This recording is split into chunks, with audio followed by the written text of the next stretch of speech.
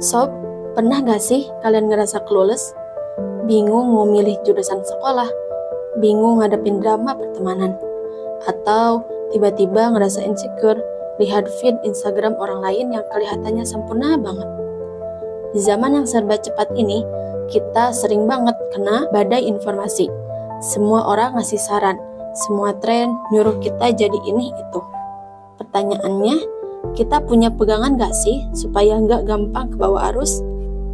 Nah, malam nuzulul Quran ini adalah pengingat buat kita semua. Allah menurunkan Al-Quran bukan dibaca pas ngaji doang, tapi buat jadi GPS hidup kita. Dunia sekarang sering banget ngasih standar yang bikin kita capek. Harus glow up, harus estetik, harus punya ini itu. Kalau kita gak punya pedoman, kita bakal gampang stres. Al-Quran datang buat bilang ke kita, kalian itu mulia karena ketakwaan, bukan karena jumlah followers atau standar cantik versi manusia.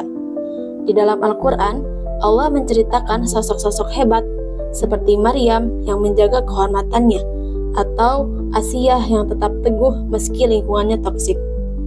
Al-Quran ngajarin kita buat jadi high value muslimah, yang punya prinsip, gak gampang baper, dan tahu tujuan hidupnya kemana.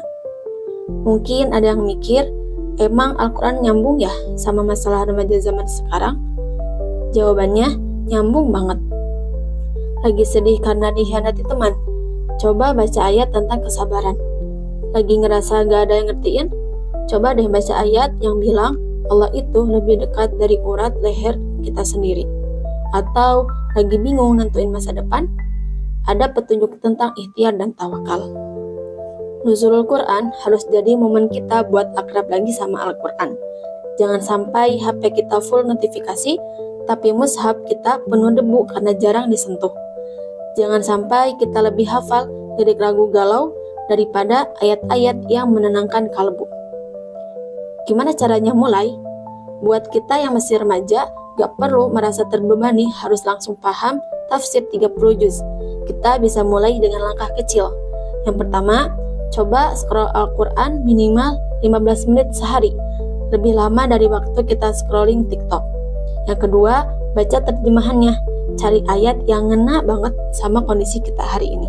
Yang ketiga, kalau nemu quotes atau ayat yang bagus, bagikan di medsos. Jadikan medsos kita sebagai ladang dakwah yang sejuk. Sob, Al-Quran itu diturunkan di malam yang penuh kemuliaan. Kalau kita mendekat ke Al-Quran, maka hidup kita pun akan ikut mulia. Jangan biarkan Al-Quran